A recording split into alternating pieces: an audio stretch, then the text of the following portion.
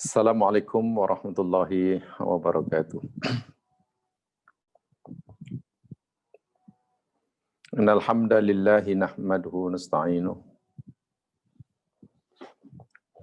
wa natubu ilaihi wa nastaghfiruh. Wa na'udzu billahi min syururi anfusina wa min sayyiati a'malina. May yahdihillahu fala mudilla lahu wa may yudlil fala hadiya lahu. Asyhadu an la ilaha illallah wahdahu la syarika lah. Wa asyhadu anna Muhammadan abduhu wa rasuluh. Allahumma salli ala Muhammad wa ala ali Muhammad kama sallaita ala Ibrahim wa ala ali Ibrahim. Wa barik ala Muhammad wa ala ali Muhammad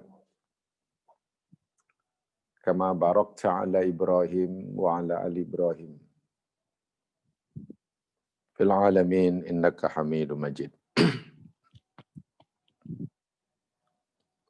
Bismillahilladzi la yadurru ma ismihi syai'un fil ardi wala fis sama' wa huwas samiul alim.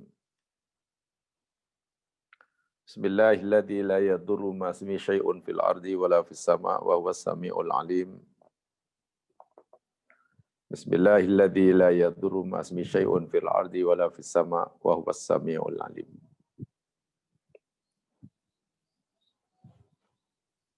Allahumma bika asbahna wa bika amsayna wa bika nahya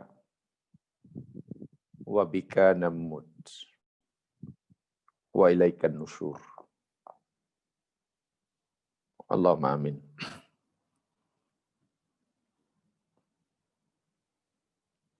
Jamaah yang dirahmati Allah sekalian, didoakan mudah-mudahan sentiasa di bawah lindungan Allah, taufik dan hidayahnya.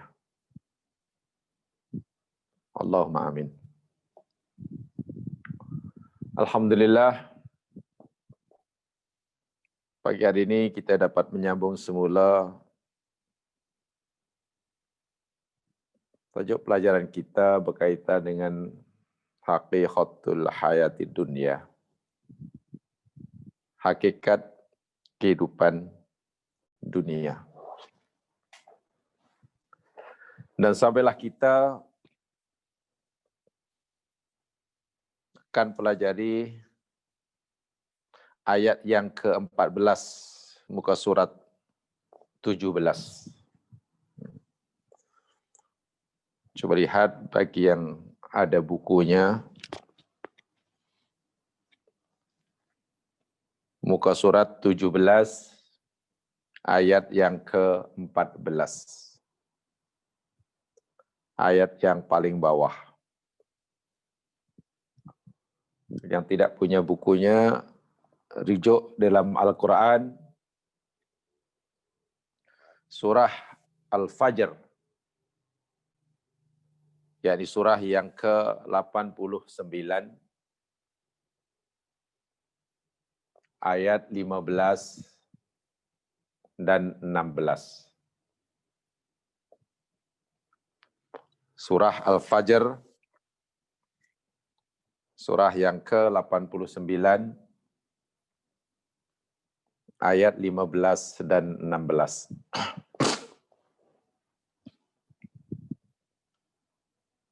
Juga lebih sakit satu. Selalu menilai. A'udzu billahi minasy syaithanir rajim. Fa ammal insanu idza mabtalahu rabbuhu fa akramahu wa na'amahu fayaqulu rabbi akraman. Wa amma idza mabtalahu faqadara alaihi rizqahu fayaqulu rabbi ahanan. Al-Fajr 15 dan 16. Yang bermaksud fa'ammal insan, maka adapun manusia, idza mabtalahu, apabila telah menguji akan dia rabbuhu, oleh Tuhannya, fa'akramahu, lalu dia Tuhannya memuliakannya, wa na'amahu, dan dia yakni Tuhannya memberinya ia nikmat, fayaqulu, maka ia berkata, Rabbi, Tuhanku, akramani, adalah dia telah memuliakan aku. Wa amma, dan adapun, idza mabtalahu,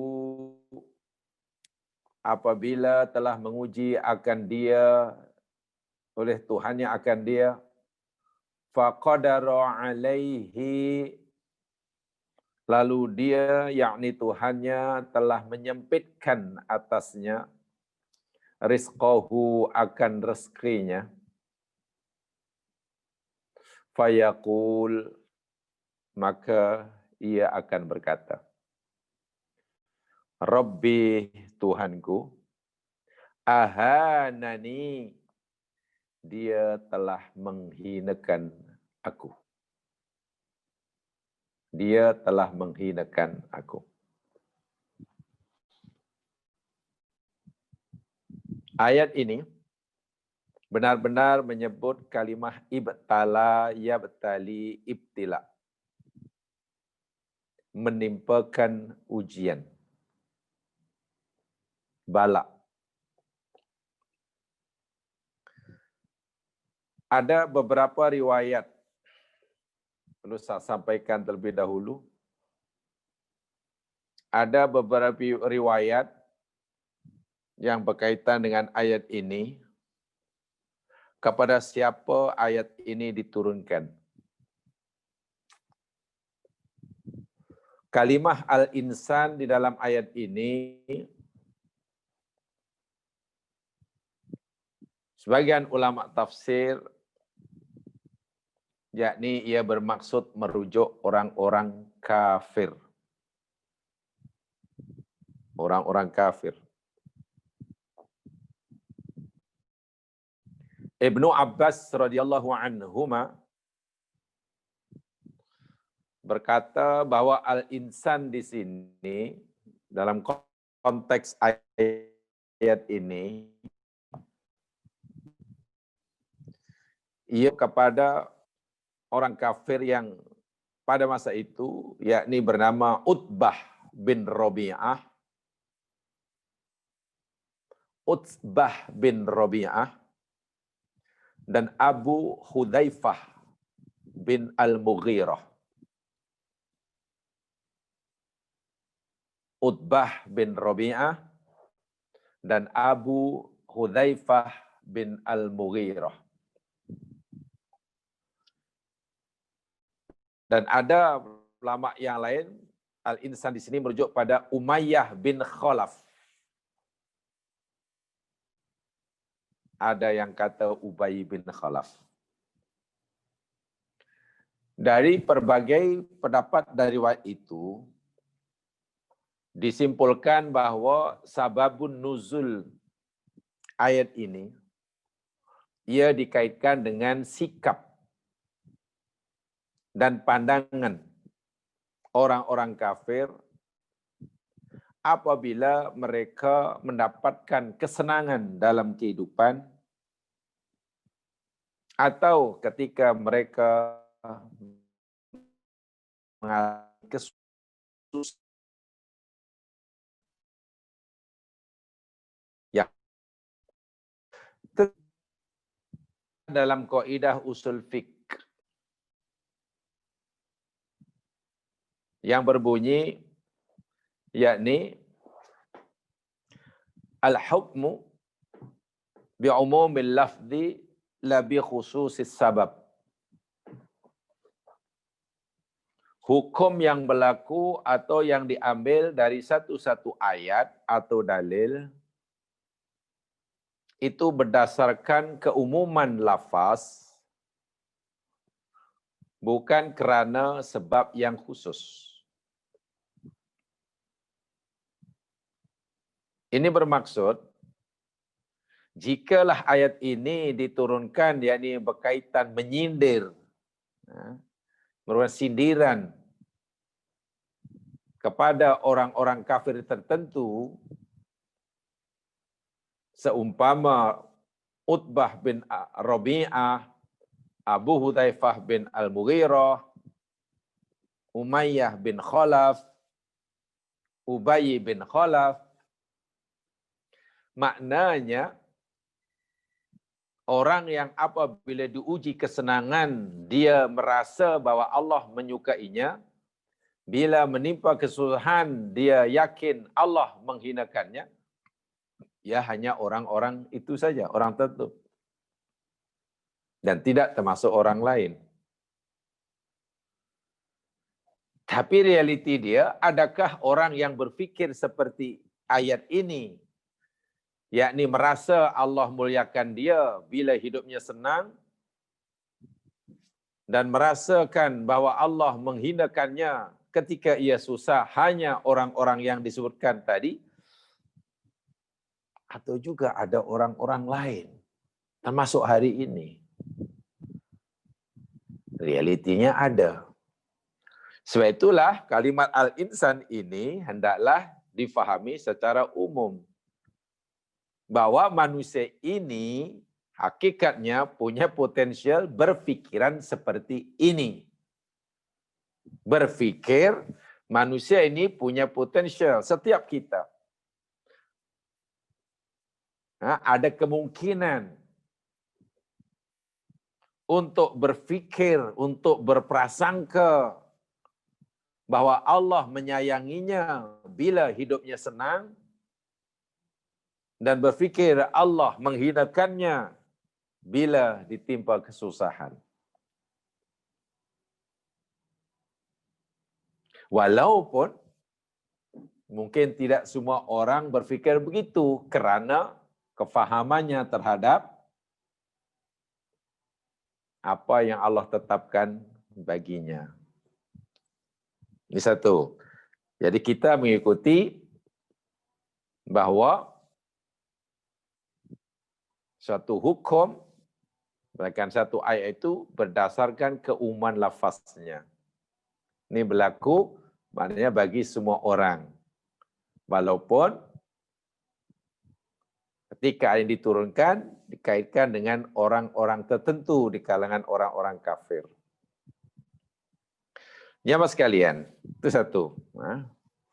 Kemudian yang kedua yang saya sampaikan seperti mana saya katakan tadi, dalam ayat ini Allah menjelaskan sebagaimana dalam ayat-ayat yang kita telah pelajari selama ini, bahawa apa saja yang Allah timpakan kepada hamba-Nya di dunia, sama ada kesenangan atau kesusahan, kekayaan atau kemiskinan, sehat maupun sakit, dinaikkan jawatan atau dibuang kerja, tercapai cita-cita, atau bahkan kehilangan segala-galanya, itu adalah balaun.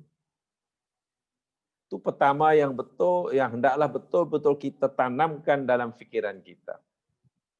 Apa saja yang berlaku di dunia ini, sama ada kita menyukainya atau tidak menyukainya, itu adalah bala. Jelas dalam ayat ini. Ayat 15 kan di situ sebut ibtala. Allah menguji, menimpakan bala. Berupa kesenangan. Ayat 16, Allah pun gunakan ibtala juga. Sama. Berupa kesusahan, disempitkan hartanya. Ini penting bila kita bicara tentang hakikat kehidupan. mesti kita tanamkan keyakinan apa saja yang berlaku, yang menimpa diri kita adalah ujian. Bahkan di dalam ayat sebelumnya yang kita telah pelajari, yakni dalam surah Ali Imran 196 tempoh hari, yang menimpa orang lain pun ujian bagi kita. Yang menimpa orang lain, kesenangan yang Allah berikan pada orang lain pun ujian bagi kita. Bermakna kita ini sentiasa diuji, apapun yang berlaku. Yang berlaku menimpa kita, yang menimpa orang lain, semua adalah bala.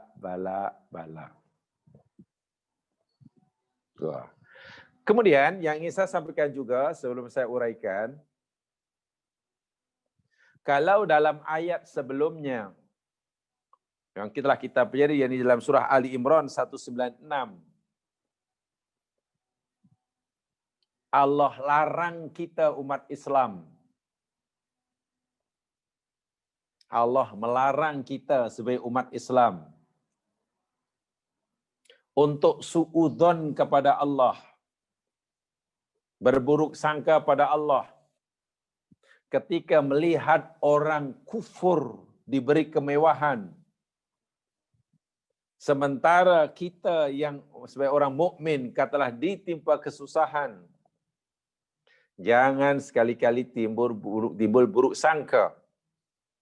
Seumpama, kenapalah kita ini katanya orang yang baik, kita ini meluk agama yang betul, tapi kenapa Allah berkesusahan? Kenapa pula orang kafir justru diberi kesenangan? Janganlah kita cemburu kepada kesenangan hidup yang Allah berikan pada orang-orang kafir. Jangan sekali-sekali. Allah sebutkan dalam ayat sebelumnya, itu hanya kesenangan yang sedikit dan itu namanya istidraj yang telah kita pelajari sama. Orang-orang kafir memang berfikir salah, punya persepsi yang salah tentang Tuhannya. Kebebasan bergerak di muka bumi, seolah-olah tidak ada halangan. Semua yang diinginkan tercapai. Semua yang diusahakan berjaya. Mereka fikir itu adalah kesenangan sebagai tanda bahwa Allah menyukai mereka. Itu fikiran mereka. Maka orang Islam diberi peringatan oleh Allah, janganlah kamu, wahai hambaku yang muslim, juga berfikiran seperti itu.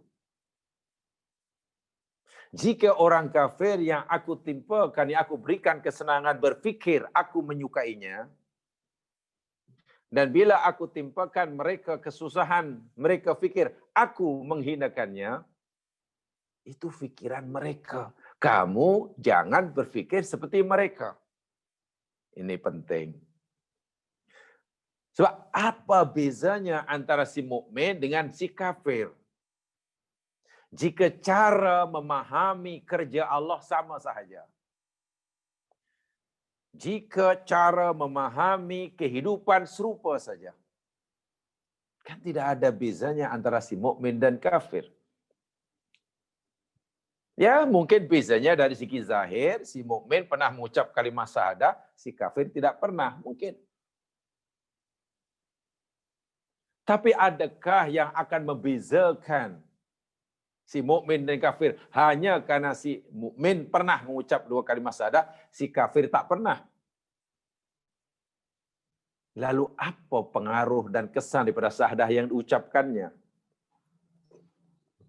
Bukankah syahadah yang perlu diucap mestinya memberikan impak yang besar dalam kehidupan si pengucapnya?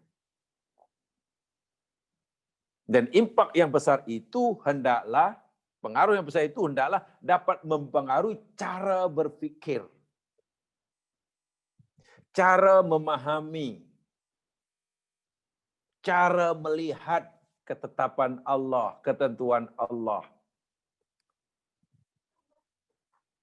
Saya katakan tadi, Orang-orang kafir melihat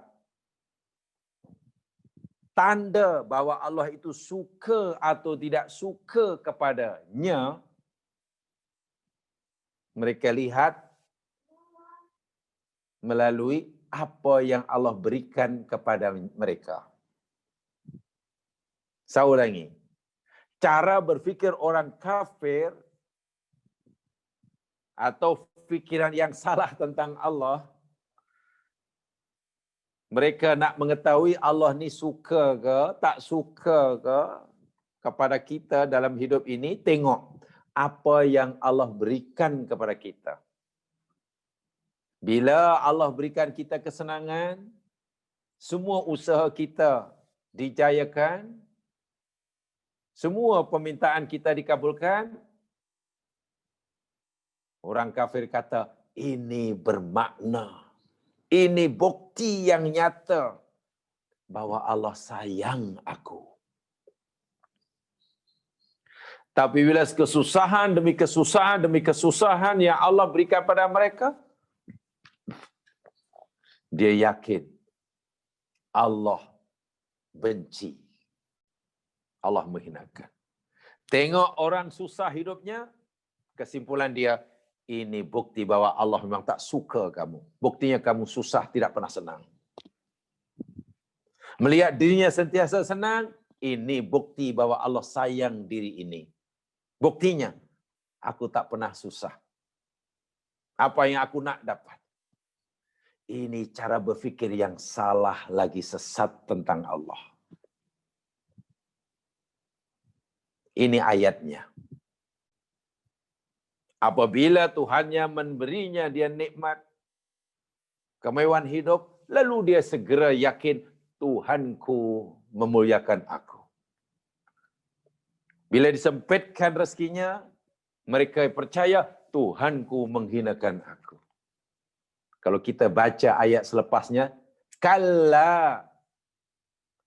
Kan ayat 18, kalla. Oh tidak seperti itu. Allah nafikan, ya mas sekalian. Cobalah kalau kita tengok baca ayat yang selepasnya tu, ayat ke-17 tu. Kalla. Oh tidak, sekali-kali. Tidak begitu, bukan begitu. Kalla itu penafian yang keras. Maknanya, wahai manusia, wahai hambaku, bila kamu fikir aku suka kamu karena aku bagi macam-macam apa yang kamu minta, salah. Tidak begitu. Pemberianku yang banyak terhadap kamu sesuai dengan pemberianmu tidak atau bukan menjadi bukti, menjadi tanda bahwa aku suka kamu. Salah kalau kamu berpikir begitu. Musibah yang aku timpakan pada kamu bukan bermakna aku tidak menyukai kamu. Kalau kamu fikir bahwa musibah yang kamu alami sebagai tanda aku suka kamu, tak betul itu. Kalla. Ini penting dalam kehidupan. Sebab, yalah mungkin hati yang lemah, kan begitu kesimpulan yang segera diambil. Bila dapat kesenangan saja, dia fikir Allah suka. Bila susah saja, dia fikir Allah tak suka. Ridha Allah, kemurkaan Allah, bukan ya, ditentukan oleh apa yang Allah berikan kepada hamba itu. Tidak. Saya ulangi. Kemurkaan Allah atau ridha Allah kepada hambanya tidak boleh ditentukan pada apa yang Allah berikan kepada hamba itu. Tetapi kemurkaan Allah atau keridhaan Allah itu boleh ditentukan berdasarkan apa yang kita buat untuk Allah Subhanahu wa taala. Sikap kita kepada Allah itulah yang menentukan Allah ridha kita atau tidak. Bukan pada apa yang Allah berikan kepada kita.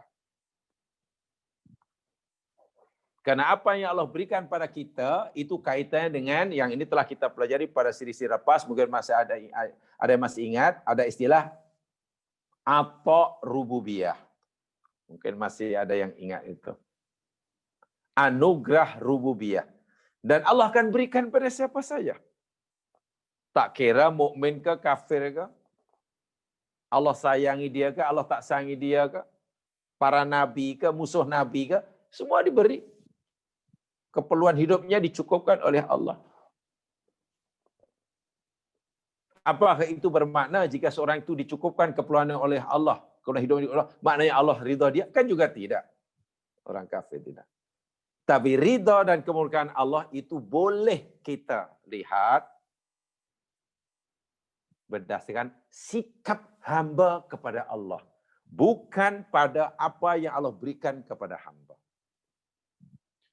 Tolong difahami benar poin ini. Dan walaupun saya telah menyampaikan pada sesi yang lepas. Dalilnya yakni lihat dalam surah Az-Zumar. Surah Az-Zumar. Ayat yang ke-7.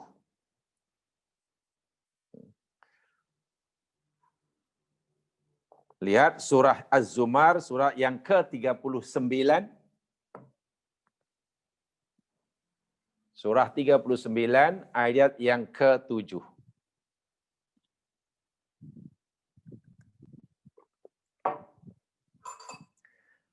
A'udzu billahi minasy syaithanir rajim. In takfuru fa innallaha ghaniyyun 'ankum. Jika kamu kufur, Allah berfirman, wahai manusia, jika kamu kufur, kamu degil, kamu tak patuh perintahku, kamu memusuhi aku, fa innallaha ghaniyyun 'ankum. Sesungguhnya Allah itu maha kaya, tidak berhajat akan kamu. Artinya, kekufuran kamu yang melampau-lampau itu, yang menjadi-jadi itu, maksiat kamu yang tak terkira jumlah kadarnya itu, ia sebenarnya tidak sedikit pun memberi kesan kepada aku, kata Allah. Kemuliaanku tetap sahaja sempurna. Keagunganku tidak akan berkurang sikit pun, walaupun semua kamu kufur. Tapi wala yardha li ibadihil kufr. Dan dia Allah itu tidak menyukai kekufuran bagi hamba-hambanya. Ini. Sungguh pun kekufuran hamba itu tidak menjejaskan kemuliaan Allah, tidak memberikan impak kepada kemuliaan kesempurnaan Allah, tetapi Allah tidak ridho hambanya melakukan kufur. Tengok, Allah tidak ridho kekufuran dilakukan oleh hambanya. Walaupun kekufuran hamba tidak menjejaskan sikit pun kekuasaan Allah. Lain dengan kita, kan? Kalau kita sebagai orang tua, katakanlah anak-anak kita tak patuh pada kita, kita terjejaslah sebagai orang tua. Kita marah, kita tak dapat manfaat, karena semua ucapan kita tidak dengarnya. Itu kita. Bila anak semua patuh, kita pasti untung, kita dapat manfaat.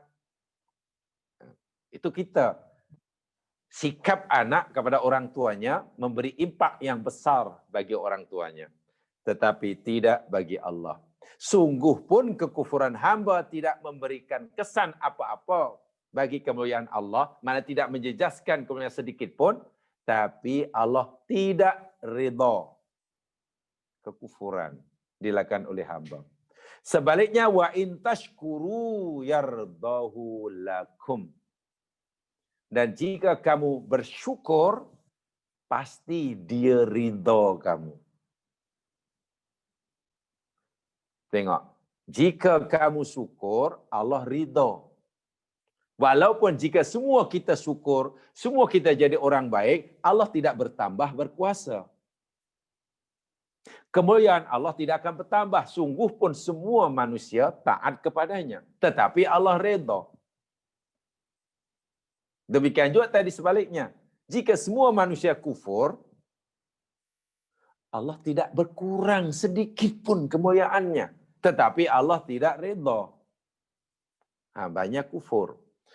Ini bermakna kufurnya hamba, syukurnya hamba, mukmin, kufur seorang hamba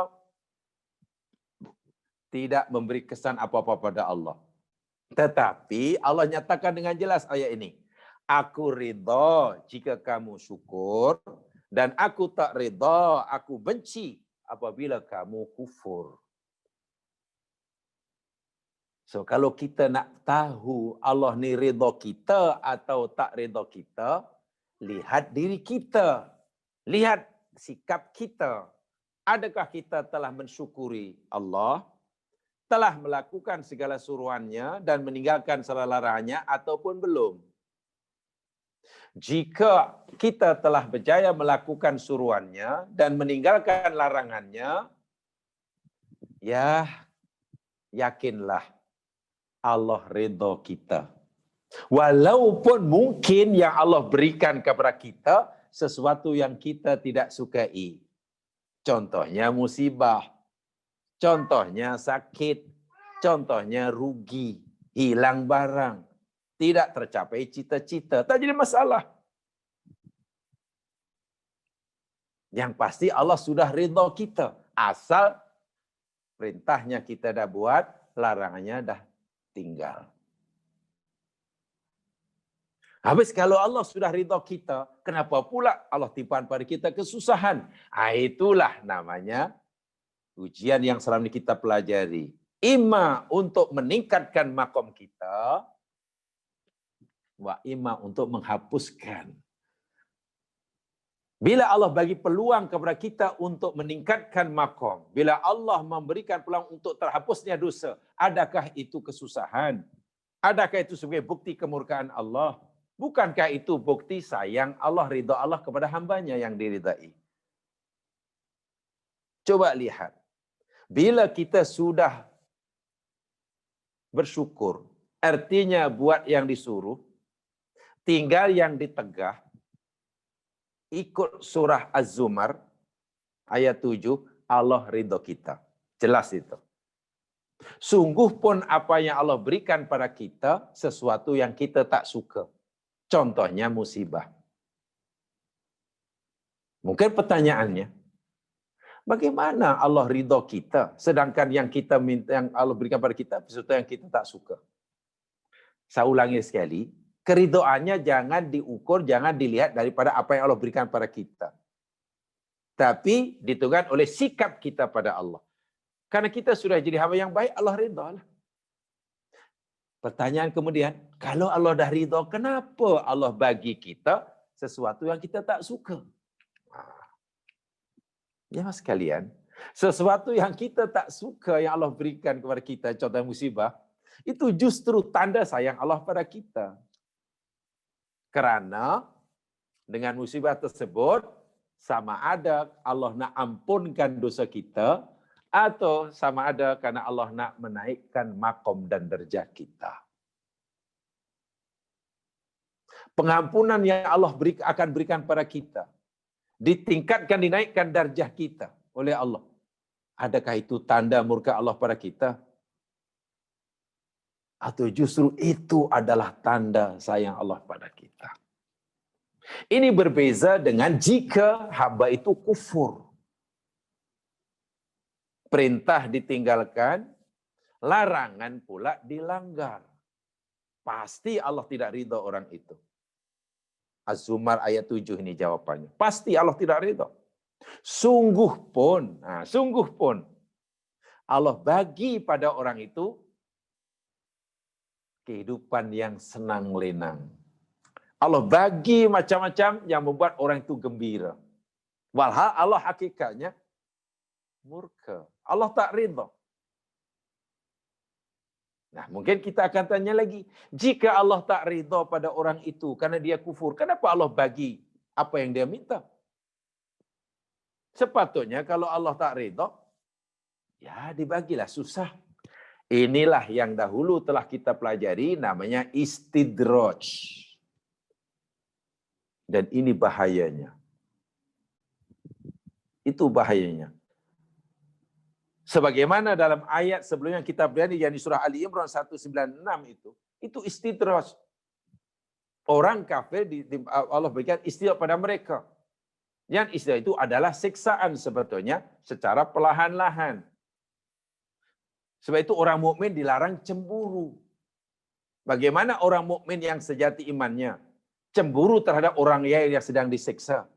Hanya saja siksa itu berupa kesenangan. Masya Allah. Itu kan istidraj itu. Yang menimpa orang mukmin lain. Tengok ya, saya jelaskan ini. Kesenangan hidup macam-macam lah, kesenangan, kesehatan, kemewahan, yang Allah timpakan kepada orang yang Allah murkai, Allah tak redha karena tak buat yang disuruh, tak tinggal yang ditegah, yang dalam istilah agama disebut istidraj. Nabi kan bersabda dalam hadis Uqbah bin Amir, baginda bersabda, "Idza ra'aitallaha yu'til 'abda minad dunya." Apabila kamu melihat Allah Subhanahu wa taala memberikan kepada hambanya pelbagai kesenangan dunia, ala ma'asihi, sedangkan hamba itu banyak melakukan maksiat. Orang itu banyak melakukan maksiat, tapi Allah bagi macam-macam kesenangan dunia. Ma yuhibbu, kesenangan dunia yang dia suka, yang dia inginkan selama ini dan berjaya-berjaya. Fa innama huwa istidraj, kata Nabi. Sesungguhnya itu adalah istidraj. Dan itu yang telah kita pelajari tempoh hari, lalu Nabi membaca sepotong ayat, falamma nasu ma dzukiru bihi fatahna alaihim abwaaba kulli syai'. Maka tatkala mereka manusia semakin melupakan peringatan yang aku berikan pada mereka, kami bukakan segala pintu-pintu. Melimpah-limpah rezekinya. Hatta idza farihu bima utu, sehingga apabila mereka telah bergembira dengan apa yang mereka perolehi itu, akhadnahum baghtah, kami tarik dengan tiba-tiba. Dan itu siksaan yang luar biasa. Fa idza hum mublisun, tiba mereka putus asa. Itu kesenangan yang Allah berikan pada hambanya yang Allah tidak ridai. Lalu bagaimana pula kesusahan yang Allah timpakan kepada hambanya yang Allah ridha? Allah ridha tapi ditimpakan kesusahan. Nabi memberitahu kita dalam hadis yang lain daripada Abi Hurairah, riwayat Bukhari, ma yusibul muslima min nasabin wala wasabin wala hammin wala huznin wala adan wala ghammin. Tidak ada musibah yang menimpa orang mukmin, orang muslim yang diridai oleh Allah tentunya. Tak kiralah musibah besar atau kecil, banyak atau sedikit. Kesusahan hidup, kepenatan hidup, kesedihan, sakit. Apa sajalah. Hatta syaukah yusakuha. Hingga musibah berupa terpijak duri. Duri yang mencuknya. Terpijak duri kan sakitlah tu. Nabi bagi contoh musibah yang kecil. Terpijak juri, terkena juga juri. Duri. Illa kaffarallahu biha khotoyahu. Melainkan musibah-musibah yang Allah berikan timpakan pada hamba yang disayangi itu sebagai penghapus. Allah akan menghapuskan kesalahan-kesalahan mereka. Inilah yang selalu saya katakan dalam siri-siri yang lepas, jemaah sekalian, sebagai ingatan untuk diri saya sendiri. Dalam hidup ini sebenarnya kita jangan terlalu risau. Bukan tidak boleh memohon, jangan terlalu risau tentang apa yang Allah akan berikan pada kita. Dikabulkan doa kita kah atau tidak dikabulkan kah? dijayakan usaha kita ke atau digagalkan olehnya ke, kita dapat kenaikan jawatan ke, kita diturunkan jawatan atau bahkan di uang kerja, sebenarnya jangan terlalu risau kepada ini. Bukan tidak boleh meminta ya, tapi jangan terlalu risau. Tapi yang patut kita risaukan dalam hidup itu yakni bila kita gagal menjadi hamba Allah yang diridhoinya. Gagal melakukan suruhannya. Gagal meninggalkan larangannya. Itu lebih bahaya. Saya ulangi. Sebagai hamba, gagal melaksanakan suruhan Allah, gagal meninggalkan larangan, itu jauh lebih bahaya, lebih dahsyat akibatnya, daripada sekadar gagal meraih cita-cita. Percayalah. Gagal melaksanakan perintah Allah itu jauh lebih dahsyat itu. Bahaya musibah ini lebih dahsyat daripada kehilangan pekerjaan. Kenapa? Bila kita gagal melaksanakan perintah, gagal meninggalkan larangan, itu jelas bahwa Allah murka kita. Sementara jika kita gagal mencapai cita-cita, belum tentu Allah murka kita. Bila kita hilang barang, belum tentu Allah murka kita. Bila kita umpamanya hilang pekerjaan, belum tentu Allah murka, belum tentu berdosa. Orang kehilangan barang, belum tentu berdosa. Orang sakit, belum tentu berdosa. Tapi jika orang itu gagal buat perintah, gagal tinggal pasti berdosa. Pandangan orang mukmin, pandangan hidup orang mukmin mesti seperti ini. Sehingga kita sentiasa merasa seronok bermuamalah dengan Allah. Ingat, jangan sampai kita salah faham tentang ketetapan Allah, tentang kerja Allah. Salah faham atau kita gagal faham. Baik, saya guna istilah lain. Jangan sekali-kali kita gagal faham terhadap kerja perbuatan Allah. Bila kita gagal faham, bahayanya luar biasa. Bahayanya luar biasa. Ini sifat manusia. Pada zaman dahulu memang begitu sifat orang kafir lah. Maknanya rupa-rupanya yang menilai kehidupan seperti ini, bila senang sebagai bukti bahawa Allah suka. Bila susah sebagai bukti bahawa Allah suka. Rupanya cara berfikir seperti ini, cara berfikir kafir Quraisy. Yang Allah jelas-jelas nafikan, kalla. Tidak. Kalla itu penafian yang kuat jemaah sekalian. Kalla. Tak, bukan macam tu. Allah kata, tidak seperti itu. Anggapan kamu tu salah. Andaian kamu tak betul, keyakinan kamu tak betul. Bila kamu fikir aku sayang kamu karena apa yang kamu minta aku bagi, tak betul itu. Bila kamu fikir aku tak suka kamu sebab apa yang kamu doa, yang aku minta aku tak tunaikan, tak betul. Kalla bukan begitu. Kalau kamu nak tahu betul bahawa aku ni suka kamu, tak suka kamu, kata Allah, tengok sikap kamu kepada aku. Sudahkah kamu buat apa yang aku suruh? Sudah tinggal apa yang tegak? Kalau sudah, yakinlah aku suka kamu. Ini kaidahnya ya. Walaupun jamaah sekalian, kita tak nafikan. Ini istilah supaya jangan salah faham. Kita tak menafikan. Quran pun juga cerita, hadis pun ada cerita.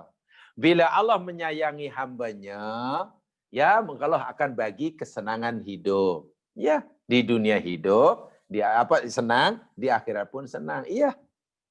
Bila Allah nak murka pada hambanya, Allah akan timpakan mereka musibah yang dahsyat. Iya.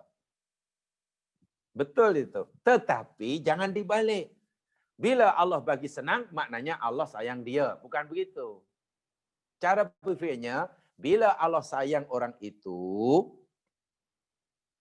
Ya, Allah boleh jadi bagi dia senang, boleh jadi bagi Allah bagi susah. Nah, begitulah. Bila Allah murka orang itu, murka, benci pada hambanya, boleh jadi Allah timpakan kepada kesusahan sebagai tanda kemurkaannya, tapi juga boleh jadi Allah bagi kesenangan sebagai istidraj. Itu berfikirnya. Jangan dibalik. Ayat ini kan memberitahu kita jangan berfikir terbalik. Bila Allah bagi kesenangan, maknanya Allah sayang. Bila Allah bagi kesusahan, maknanya Allah murka. Oh, bukan begitu. Yang betul, bila Allah dah senang kepada hambanya, apapun yang Allah berikan pada hamba itu sebagai bukti kasih sayangnya. Ima yang Allah berikan itu kesenangan atau kesusahan. Sebaliknya jika Allah dah murka kepada hamba tersebut, karena tinggal suruhannya, langgar larangannya, apapun yang Allah berikan pada hamba tersebut, bukti kemurkaan Allah. Sama ada yang Allah berikan itu berupa kesenangan, apalagi berupa kesusahan. Paham ya? Itu poin dia. Jangan gagal faham tentang kerja Allah. Sebab bila hidup ini kita gagal memahami kerja Allah, gagal memahami kehendak Allah, itu bahaya sekali. Orang Muslim mesti punya pandangan hidup yang tepat. Dan panduannya yakni Al-Quran. Panduannya yakni Al-Quran. Jamaah sekalian, baik, sekarang saya ingin mengajak jamaah sekalian untuk memahami ini lebih jauh lagi. Ada ucapan kalimat hikmah yang sangat menarik berkaitan dengan ayat inilah. Bunyinya begini. Mungkin kalau host boleh tulis, boleh. Mudah saja saya imlakkan. Rubbama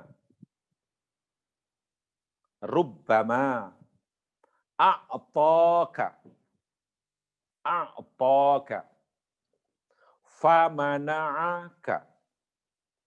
Rubbama a'taka famana'aka. Wa rubbama mana'aka fa'ataka. Mungkin boleh yang menulis secara imla, boleh tulis sendiri. Rubbama a'taka famana'aka wa rubbama mana'aka fa'ataka. Macam terbalik itu saja. Terjemahan harfiahnya begini. Rubbama boleh jadi. Boleh jadi atau seringkali. A'taka, dia Allah memberikan kepadamu. Boleh jadi dia Allah memberikan kepadamu. Tidak disebut itu apa yang diberikan. Famana'aka.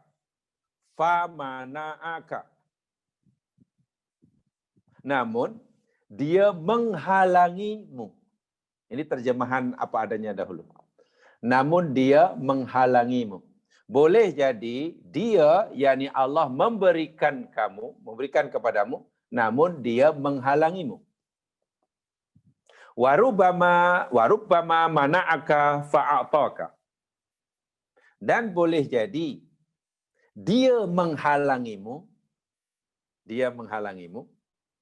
namun dia memberimu. Macam mana nak memahami kalimat seperti ini? Baik, ini kata-kata hikmah ya. Saya kutip daripada kitab Al-Hikam karena Ibnu Athaillah. Saya fikir amat bermakna walaupun ini ucapan hikmah. Kita renungkan. Berkaitan dengan ayat ini. Boleh jadi Allah memberikan kamu sesuatu yang kamu minta. Kita minta itu, Allah bagi, kita minta itu, kita bagi, kita doa itu, kita bagi Allah, kita berusaha itu, Allah bagi. Boleh jadi. Banyak cita capai. Orang minta itu. Tapi, wafamana'aka. Namun Allah telah menghalangi kita. Apa yang dia halangi? Taufik. Allah bagi apa yang kita minta, tapi kita terhalang mendapatkan taufiknya. Contohnya, kan jelas orang ini, katalah hamba ini, banyak melakukan maksiat. Dah jelas-jelas melakukan maksiat. Perintah Allah dilanggar. Perintah Allah ditinggalkan. Larangan Allah dilanggar. Usaha begini-gini, lalu Allah jayakan. Bagi keuntungan yang berlipat ganda bila ia berniaga. Bagi kejayaan yang semakin bertambah-tambah dalam kariernya. Walhal jelas-jelas hamba ini, hamba yang kufur kalau istilah surah Az-Zumar tadi. Maknanya banyak melanggar syariah. Jadi, boleh jadi Allah bagi apa yang dia minta. Dan orang itu dapat. Tapi tanpa dia sedari, Allah telah menghalanginya daripada mendapatkan taufik. Orang itu terhalang untuk mendapatkan kefahaman. Taufik. Apa yang terhalang? Seperti mana yang diingatkan oleh ayat tadi. Dia fikir karena segala usahanya dijayakan, dia fikir Allah ridha. Dia gagal faham akan kerja Allah. Sebab sedangkan gagal faham terhadap kerja Allah ini, itu adalah bahaya sekali. Akibatnya akan kemurkaan Allah. Orang yang gagal memahami bahwa Allah itu hakikatnya memurkainya, bahkan ia fikir Allah menyayanginya, itu adalah bahaya. Nah, itu yang terhalang. Gagal faham itu bahaya. Dia telah mendapatkan apa yang dia minta. Allah bagi. Tapi Allah terhalang. Manakah orang seperti ini berjayakah dalam hidup? Gagal. Bagaimana tidak gagal? Allah murka tapi dia fikir Allah sayang. Semakin bertambah-tambah pemberian Allah padanya, semakin yakin bahwa Allah menyayanginya. Walau kayaknya Allah membencinya. Gagal faham tentang kerja Allah. Dan yang membuat ia gagal, yakni segala permintaannya dikabulkan. Bagi saya ini satu kerugian yang tiada. Kalau kembali pada ayat sebelumnya yang kita pelajari Ali Imran itu, apa kamu jangan iri dengan orang seperti itu. Kamu jangan mengharapkan itu hanya kesenangan sekejap. Mata'un qalil, kejap aja. Dia akan menikmati hayal dengan anugerah aku itu hanya sehari dua, sebulan dua, setahun dua. Lepas itu pindah ke alam barzah dan Jahannam menjadi ma'wa dan mathwa. Masya Allah. Subhanallah. Dia hanya akan menikmati dengan hidup hayalnya sesaat. Dan bila pindah ke alam barzah, mulai barzah, terus ke akhirat, Jahannam menjadi ma'wa, tempat kekal abadi, dan mathwa, tempat yang terhad, ibarat terpenjara di dalam bilik. Wa'iyadzubillah. Kan terhalang itu. Sebaliknya, rubbama mana'aka fa'atoka. Boleh jadi, seringkali berlaku, Allah menghalang memberi pemberian kamu. Kamu minta tak dapat, kamu usaha tak dapat, kita berdoa tak makbul. Tak dapat semuanya. Allah halang, Allah belum bagi, belum kabulkan. Bahkan kadang yang ada pun hilang. Tapi fa'atoka. Dengan dihalangnya pemberian, dengan dihalangnya permintaan kita, dengan tidak dikabulkannya permintaan kita, rupanya Allah sedang memberikan sesuatu kepada kita. Sedang memberikan sesuatu kepada kita. Apa pemberian Allah kepada kita itu? Ya, akhirnya kita semakin isap, Masya Allah. Rupanya kita ini hamba rupanya. kita semakin merasa lemah kepada Allah. Kita semakin pandai muhasabah diri. Kita semakin merasakan akan keadilan Allah. Walaupun diri ini telah melakukan segala suruhannya, meninggalkan segala larangannya, namun permintaan masih juga belum mau dikabulkan. Ini bermakna Allah pasti ingin mengampunkan dosa-dosaku. Dosa mana yang tak akan terampun kecuali dengan musibah yang aku alami sekarang. Atau boleh jadi Allah akan menaikkan diriku ke makom yang tinggi. Makom mana tidak dapat tercapai dengan sholatku, dengan itu, dengan ini, tapi hanya dengan musibah. Orang itu akhirnya semakin jelas, semakin paham. Dan itu orang yang beruntung. Orang yang beruntung. Ini makna pertama. Agak dalam sedikit. Makna yang mudah begini. Boleh jadi Allah bagi kamu, permintaan kamu, tapi Allah halang daripada kamu. Apa yang dihalang? Kemampuan bersyukur. Dibagi macam-macam, tapi dia tidak mendapatkan, tidak diberi kemampuan bersyukur. Akhirnya pemberian Allah malah menjadikan ia makin jauh rugi. Dan boleh jadi Allah tidak kabulkan permintaan kamu. Minta itu tak dapat, minta ini tak dapat, doa itu belum ada tanda-tandanya. Yang kita minta tak dapat. Seakan-akan Allah menghalangi. Ya, Allah halangi, Allah tak bagi. Mana akak? Tapi fa'atoka. Di satu sisi Allah menghalangi permohonan kita, kita tak dapat. Tapi di sisi yang lain Allah memberikan sesuatu pada kita. Apa yang Allah berikan pada sesuatu kepada kita ketika permohonan kita terhalang? Allah bagi kita kemampuan bersabar. Subhanallah. Orang akan merasakan nikmatnya sabar. Orang akan merasakan bagaimana mulianya ia berada di makom sabar. Dan makom sabar ini hanya akan diperoleh oleh seseorang, hanya akan diberikan oleh Allah kepada hambanya jika hamba itu ditimpakan musibah. Atau jika hamba itu tidak dikabulkan permohonannya. Digagalkan usahanya. Kan baru ada peluang untuk bersabar. Peluang bersabar ini kan semasa musibah. Semasa kita tak dapat apa-apa. Peluang untuk syukur itu kan semasa kita mendapatkan apa-apa. Sekarang mana yang lebih beruntung? Orang telah diberikan apa yang diminta, tapi gagal syukur, kemampuan syukur tidak ada. Atau orang yang ditimpakan pelbagai macam musibah, tetapi mampu bersabar. Ini cara pandang orang mukmin terhadap kerja Allah. Cara pandang mukmin terhadap Allah. Tapi mungkin sebagai manusia, karena kita masih dalam proses menuju ke arah itu, ya mas sekalian, ya mungkin kita akan kata begini, yalah, saya yakinlah memang akan dikabulkan, tapi kenapa lambat sangat ya, tapi lambat sangat umpamanya. Orang lain cepat, tapi kenapa kita lambat dapat?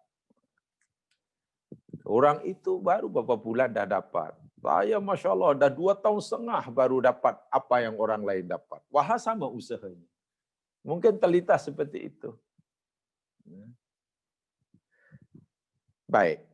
Kalaulah terlintas seperti itu, kenapa orang lain cepat, kita lambat? Sedangkan sama-sama berusahanya sama. Yang diminta sama. Dia baru 2 bulan, dah dapat. Kita dah 3 tahun baru dapat. Kenapa ya selalu lambat? Jamaah sekalian, kalau dalam hidup kita pernah terlintas seperti itu, ini jawabannya. La tastabti' minhul nawala walakin istabti' min nafsika wujudal iqbal. La tastabti'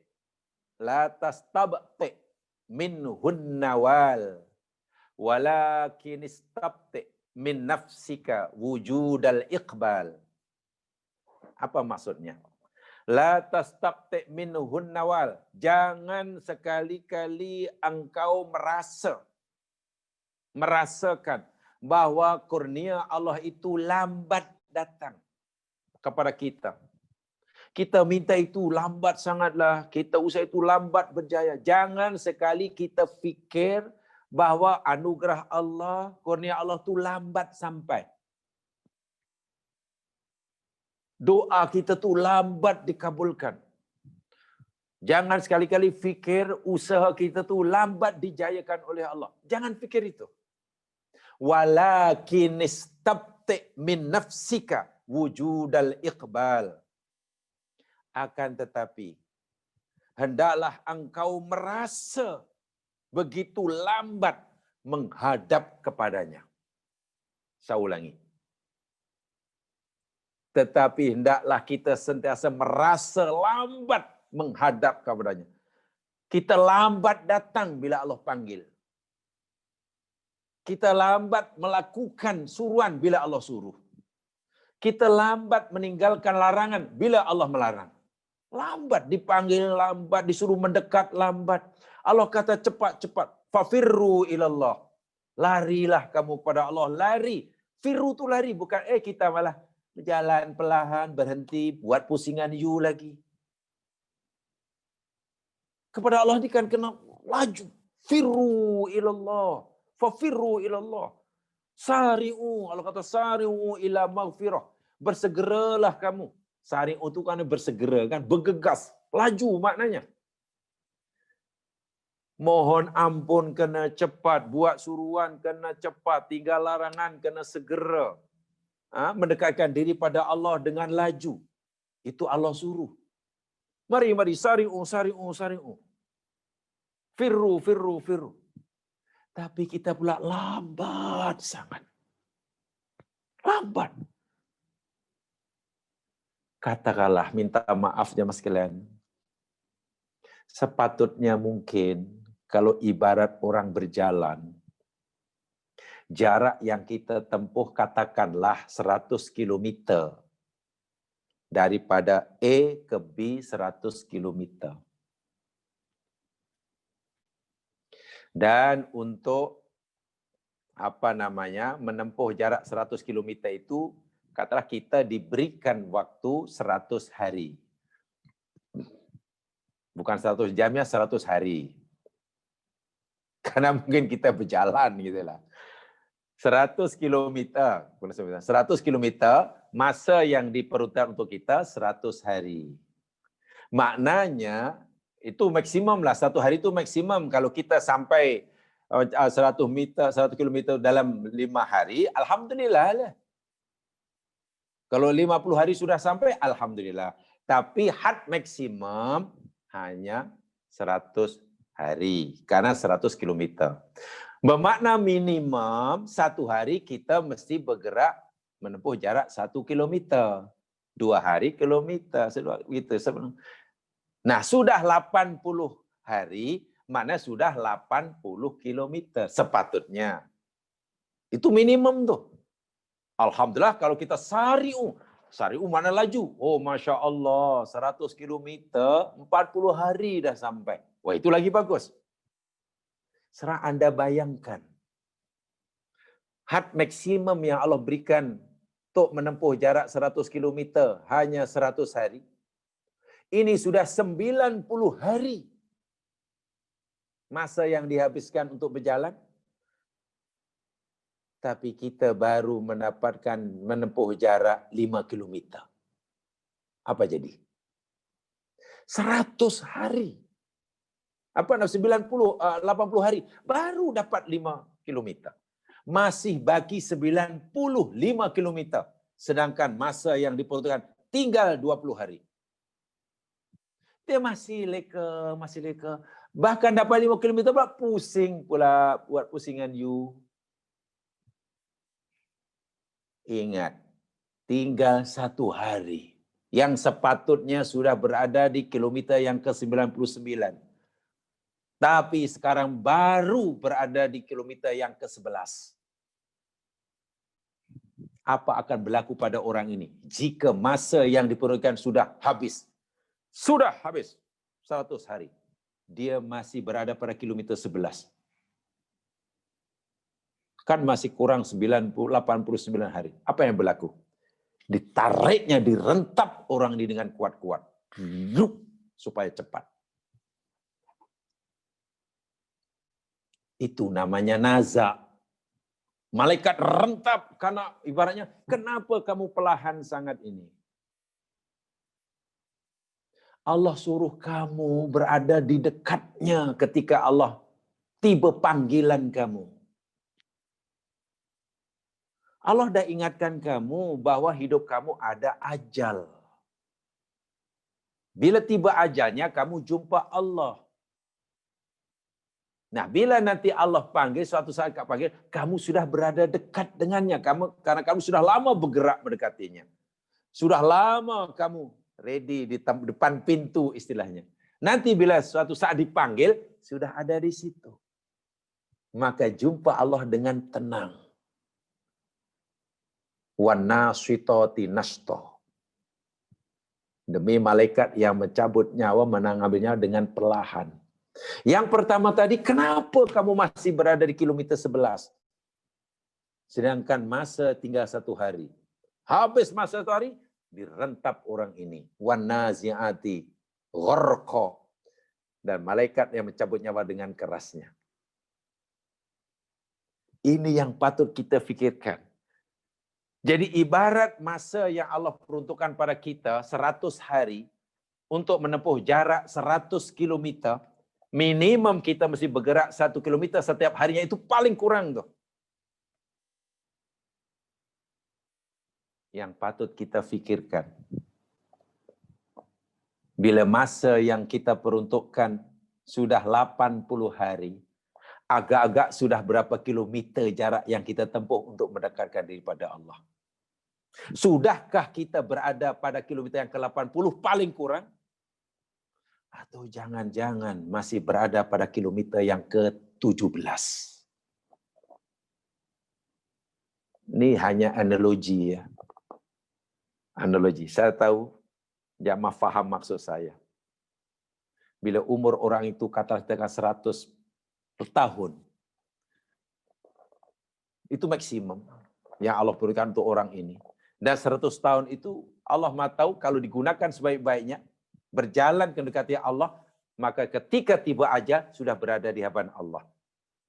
Dia tidak perlu direntap, dia hanya perlu irji'i ila rabbiki radiyatan mardiyah. Tapi agak-agak lah. Sekarang katalah sudah 80 tahun, sekarang sudah 90 tahun, sudah berada di kilometer berapa, agak-agak aneh.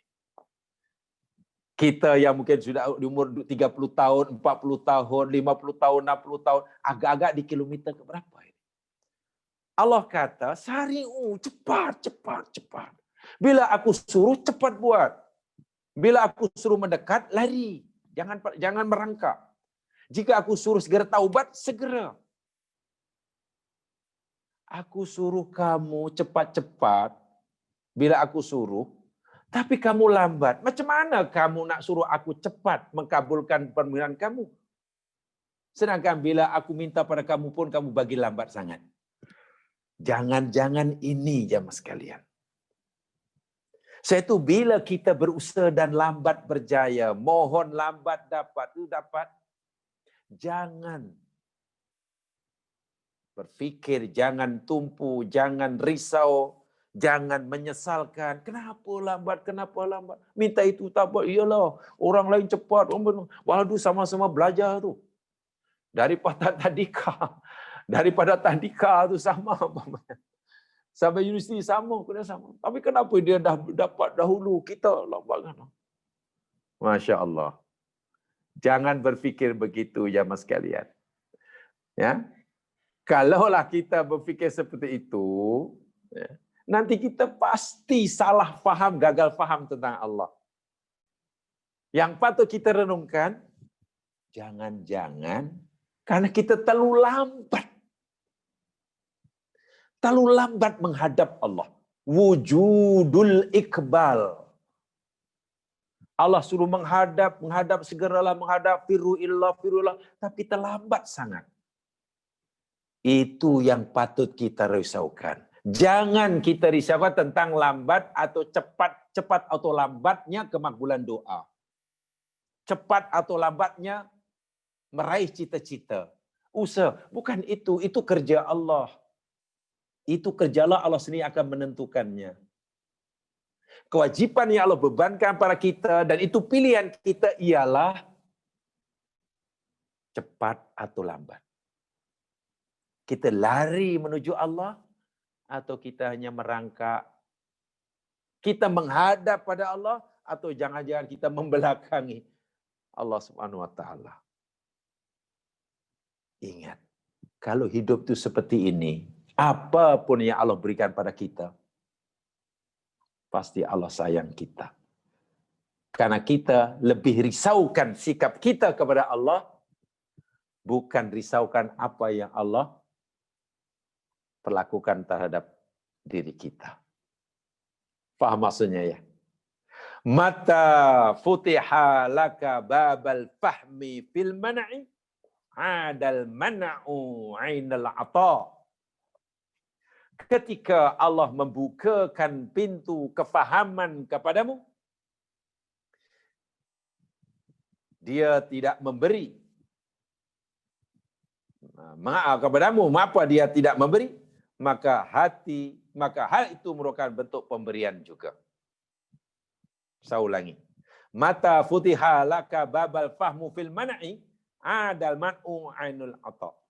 Ketika Allah membukakan pintu kefahaman kepada kita, kenapa Allah tidak beri?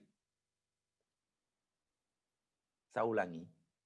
Kita minta, tapi Allah tak bagi. Kita dah buat baik, tapi Allah tak bagi apa yang kita suka. Orang lain tak minta, dapat. Orang lain banyak derhaka, tapi Allah bagi. Kemudian kita dapat memahami, oh Masya Allah, iya, saya faham. Sekarang saya faham apa kehendak Allah. Kenapalah walaupun saya berusaha untuk mentaatinya, tapi doa saya belum dikabulkan. Sementara dia yang tak pernah berdoa, malah segera dikabulkan. Saya dah faham kenapalah walaupun saya berusaha untuk melakukan segala suruhannya, meninggalkan segala larangannya, tetapi apa yang Dia berikan kepada diri ini sesuatu yang aku tidak sukai, tidak aku harapkan. Sementara dia yang melakukan banyak maksiat, Allah malah bagi kepadanya sesuatu yang dia sukai. Iya, sekarang saya faham kerja Allah ini. Saya faham betul Allah perbuatan Allah, ketentuan Allah. Kita faham akan kerja Allah itu jemaah sekalian. Walaupun kita tidak mendapatkan apa yang kita minta daripada Allah, itulah pemberian. Tolong fahami lebih agak mendalam ya. Sebab ini perlu kefahaman yang agak mendalam sikit sebetulnya. Ini bukan cerita hukum agama, ini bukan cerita fiqh ya. Ini bukan cerita fiqh. Ini cerita tentang macam mana nak memahamkan hati kita. Saya ulangi. Ketika Allah telah memberi kita kefahaman akan kerja Allah, kita faham betul, oh saya faham. Kenapa ya orang kafir, orang maksiat diberi kemewahan. Orang taat ditimpakan musibah. Kenapa ya? Ya, saya faham. Kenapa ya diri ini yang berusaha untuk rajin beribadah, tapi musibah silih berganti. Sementara dia yang penuh dengan maksiat, bagaimana ada maksiat, malah kesenangan. Ya. Setiap harinya bertambah-tambah. Apa rahasianya? Lalu kita memahami kerja Allah seperti ini. Bila kita fahamkan, hati jadi lapang. Masya Allah, terima kasih ya Allah. Hamba-Mu faham betul ya Allah. Kenapa engkau perlakukan hamba-Mu yang itu seperti itu, dan engkau perlakukan diri seperti ini. Hamba faham ya Allah. Hamba-Mu nampak keadilan-Mu. Hamba-Mu nampak kerahmat-Mu. Hamba-Mu nampak dan faham kebijaksanaan-Mu. Kita faham itu. Kita dapat memahami keadilan Allah, kita dapat memahami kasih sayang Allah, kita dapat memahami kebijaksanaan Allah saat ketika mana doa kita belum dikabulkan, usaha kita digagalkan, yang kita cari tak dapat, bahkan yang ada ini hilang. Itu adalah pemberian Allah. Kefahaman itu pemberian yang lebih berharga daripada yang kita minta. Yang kita minta kan hanya untung dalam perniagaan. Yang kita mintakan hanya sehat karena kita sakit. Yang kita mintakan naik jawatan. Itu semua Allah tak bagi. Sebenarnya apa yang Allah bagi? Lebih berharga dari semua itu. Kefahaman. Kita akan jadi faham akan keadilan Allah. Faham tentang kerja Allah. Faham kebijaksanaan Allah. Orang yang faham akan keadilan Allah, kefahaman itu nilainya jauh lebih besar daripada apa yang kita minta. Latihlah. Hendaklah kita melatih seperti itu. Kalau kita faham kerja Allah seperti itu ya mas sekalian, dalam hidup ini tidak ada orang kecewa. Bahkan dia akan tersenyum ketika usahanya gagal. Mungkin dia akan tersenyum ketika ditimpa penyakit. Orang yang lain yang belum faham mungkin malah pelik. Awak ni susah tapi senyum ni, awak ni macam mana ni? Awak ni sakit tapi senyum, muka ceria ni macam mana ni? Ya, orang yang belum faham mungkin agak ni terlebih susah orang ni. Ini bahaya ni. Susah tapi senyum ni bahaya ni. Jangan-jangan nanti lepas itu senyum memanjang 24 jam. Mana macam ni. Itu senyum lain. Ini susah, tapi kenapa ceria? Hidupnya bersahaja. Sakit kenapa? Rupanya dia sedang mendapatkan anugerah Allah yang lebih besar daripada apa yang diminta. Yang diminta dia hanya sembuh daripada penyakitnya. Allah belum bagi. Tapi Allah sudah bagi kefahaman akan kerja Allah. Kefahaman akan ketetapan Allah. Kefahaman akan hikmah di sebalik ketetapan Tuhan. Keadilan Allah dapat dirasai. Kasih sayang Allah dapat dirasai. Kebijaksanaan Allah. Bagaimana tidak senyum? Dan mungkin orang ini tersenyum. Bahkan menangis ketika melihat kawannya yang sedang diberi kemewahan. Tapi tidak diberi kefahaman tentang keadilan Allah. Karena dengan sebab kemewahan itu, dia semakin jauh daripada Allah. Ditanya, kenapa awak melihat, mengenang nasib sedih, malah senyum-senyum? Tapi bila ingat nasib kawan lain yang senang, awak malah menangis. Awak iri ke dengan dia? Tak, saya menangis karena kasihan dia. Saya betul-betul lah sebagai kawan, saya kasihan tengok dia. Orang yang tak faham mungkin, macam mana awak kasihan?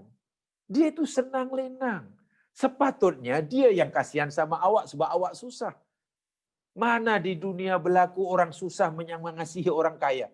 Tengok, kalau kita lihat dari siang zahir jemaah sekalian. Ingat ya, jangan melihat kerja Allah ini dari segi yang zahir sahaja. Bila kita melihat dari segi yang zahir, pasti akan itu kesimpulannya. Sebab lumrah manusia yang senang itu mengasihi. Merasa kasihan kepada yang susah. Yang sehat pasti akan merasa mengasihi kepada yang sakit. Yang kaya pasti merasa kasihan kepada si miskin. Tapi bukan mustahil. Bukan mustahil. Di dunia ini ada orang miskin melihat orang lain yang kaya, kasihan. Kasihan. Sementara mengenang nasib sendiri yang miskin, malah ceria. Boleh jadi. yakni orang yang sudah sampai seperti itu kefahamannya terhadap Allah. Orang sudah setinggi itu kefahamannya terhadap kerja Allah. Dalam memahami ayat yang sedang kita pelajari inilah. Sebab Allah kan telah terang-terangan menyatakan, apalah manusia ini? Bila aku bagi senang aja, dia fikir aku suka dia. Lalu dia bergembira. Dan bila aku bagi musibahnya, dia fikir aku tak suka dia. Lalu dia sedih. Apalah manusia. Kalau bahasa kita begitulah. Apalah manusia ni. Lah, bukan begitu. Apa kamu tak fikir bahawa kesusahan yang aku berikan itu tanda sayang aku pada kamu? Yang sepatutnya bila kamu faham, pasti kamu akan tersenyum. Tidak kamu fikir bahawa kesenangan yang aku berikan pada dia itu sebenarnya tanda kemurkaan aku. Dan jika orang itu faham, pasti dia akan menangis-nangis.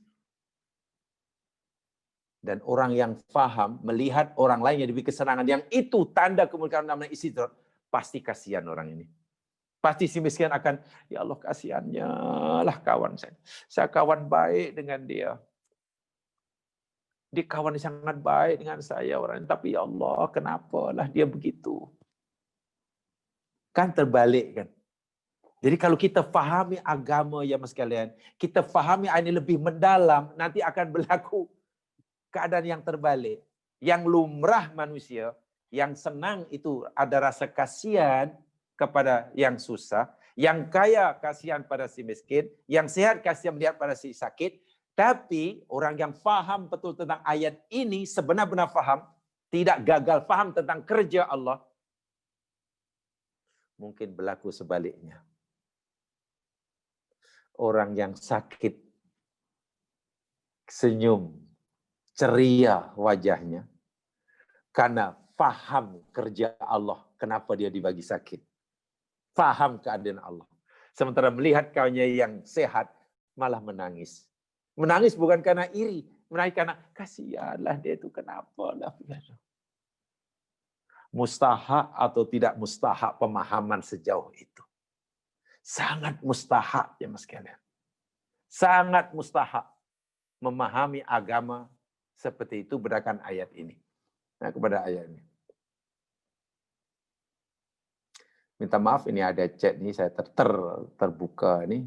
Kita lambat mendekat apabila diseru minta datang padanya, maka Allah hantar malaikat untuk menetapkan ia sampai kepadanya.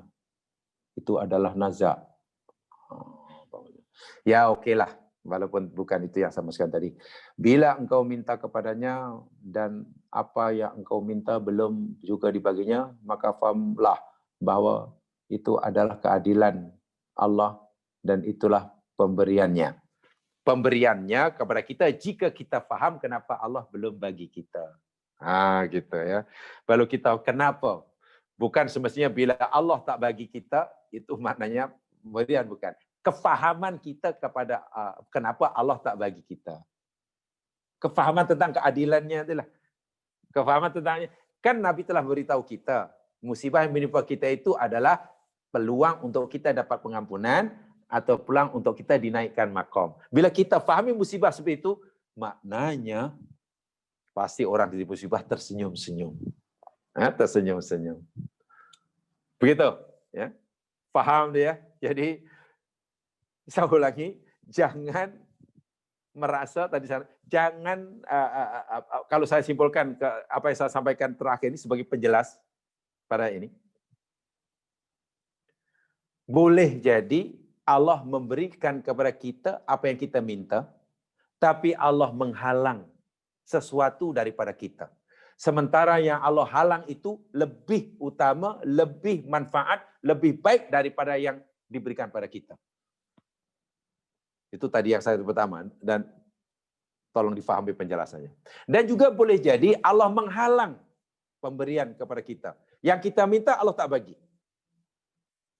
Tapi sebenarnya Allah telah berikan pada kita yang lebih baik daripada yang kita minta. Itu tadi. Kemudian yang poin yang kedua saya katakan, yang menghantui pikiran kita sebagai manusia biasa yang masih dalam riadah, yang masih dalam kita ini kan istilahnya masih salik ya kan. Dia sedang dalam proses suluk sebagai salikin. Saya selalu menyebut ya, Ibnu Qayyim Al-Jauziyah dalam Madarijus Salikinnya dahulu kita pelajari sebagiannya, salik, orang yang sedang berjalan menuju Allah. Ini sedang berjalan mendekat kepada Allah. Mungkin kita terlintas dalam pikiran kita, kenapa agak-agak permintaan ini lambat sangat dikabulkan, usaha dapat. Walhal, Masya Allah, perintah Allah aku dah buat, larang dah tinggal. Sementara orang lain kenapa cepat sangat? Mungkin kita merasa terlalu lambat. Allah kabulkan itu. Kalaulah terlintas pikiran itu, jangan ikuti pikiran itu. Jangan kamu merasa bahwa anugerah Allah itu lambat. Pohonan kita itu lambat dikabulkan. Tapi risaulah, fikirkanlah, jangan-jangan kita yang terlalu lambat bila dipanggil oleh Allah. Kita yang terlalu lambat bergerak menuju Allah. Lambatnya kita bergerak menuju Allah itu jauh lebih dahsyat bahayanya, madaratnya, daripada lambatnya kemabulan doa kita. Betul. Dan yang terakhir, ketika Allah membukakan kefahaman, Allah bagi kita kefahaman kepada kita, kenapa Allah tidak kabulkan doa kita? Kenapa Allah bagi kita musibah? Dan kita faham, Masya Allah, saya faham ya Allah. Hamba-Mu nampak keadilan-Mu dengan musibah ini. Hamba-Mu tahu betul apa yang Engkau hendak berikan pada hamba-Mu ini. Apa yang Engkau nak berikan pada hamba ini, ya Allah, rupanya bukan sakit, ya Allah. Bukan sakit itu yang Engkau nak berikan pada hamba. Yang Engkau nak berikan pada hamba ini, yakni kefahaman akan keadilan-Mu. Kefahaman kepadamu bahwa Engkau telah memberikan hamba-Mu ini peluang untuk mendapatkan pengampunan dosa. Hamba-Mu faham dengan penyakit ini, Engkau mahukan hamba-Mu ini, Engkau naikkan makom yang tinggi. Hamba faham, ya Allah. Terima kasih, ya Allah. Sakit pun pati tersenyum. Dan itu pemberian yang lebih berharga daripada sakitnya. Sehingga sakitnya bagi orang itu, sakit bagi orang itu saat itu sudah menjadi tidak penting. Karena dia telah mendapatkan anugerah yang jauh lebih besar daripada sehat yang dia minta. Saya ulangi. Untuk sampai kefahaman seperti itu, zaman sekarang perlu usaha lebih. Perlu usaha lebih. Berdasarkan ayat yang kita pelajari tadi ya. Ayat yang kita pelajari sebenarnya pemahaman orang kafir. Salah 100%. Kala. Jangan sampai kita berpikir seperti itu tentang Allah SWT. Itu dipanggil bukan salah faham, tapi gagal faham. Dan itu bahaya. Lebih bahaya, berdasarkan ayat ini dan juga ayat sebelum yang kita pelajari, apa bezanya cara orang mukmin dengan orang kafir jika cara berfikirnya memahami kerja Allah sama saja. Itu bahaya. Apa beza antara orang yang bergelar mukmin dengan orang bergelar kafir jika cara pandang menilai Allah, kerja Allah sama saja? Itu bahaya. Ingat, Allah akan melihat hati kita. Bukan gerakan tangan kita. Bukan suara kita. Apa yang dalam hati, keyakinan itu. Di sana tuh letaknya keyakinan. Disitulah letaknya keyakinan yang betul, keyakinan yang salah, su'udon, husnudon, pahaman yang betul, yang tak betul, semuanya ada di sana. Dan itu yang dinilai oleh Allah Subhanahu wa ta'ala. Ya sekalian, itu yang saya sampaikan. InsyaAllah nanti saya akan sambung. Ini masih banyak lagi penjelasan tentang ayat ini. Sebab ini bagi saya sangat menarik. Ya, ini termasuk ayat yang paling saya sukai. Mulai daripada masa belajar dahulu. Dan sekarang pun Alhamdulillah sudah banyak rujukan-rujukan yang boleh rujuk kitab-kitab ulama yang dikarang oleh hari ini, kita semakin dapat menyelami betapa dalamnya firman Tuhan, firman Allah Subhanahu wa taala. Kita boleh dapat kefahaman yang lebih jika kita berusaha bersungguh-sungguh. Yang benar pada Allah jua, yang silap kelemahan dari sendiri, mudah-mudahan Allah ampunkan kesalahan kita dan dibimbing ke jalan itu lainnya. Kita tutup dengan bacaan tasbih kifarah. Subhanakallahumma wa bihamdika asyhadu alla ilaha illa anta astaghfiruka wa atubu ilaik. A'udzu minasyaitonir rajim. Wal 'asr innal insana lafi khusr illa alladziina aamanu wa 'amilus shalihat wa tawassaw bil haqq wa tawassaw bis sabr. Assalamualaikum warahmatullahi wabarakatuh.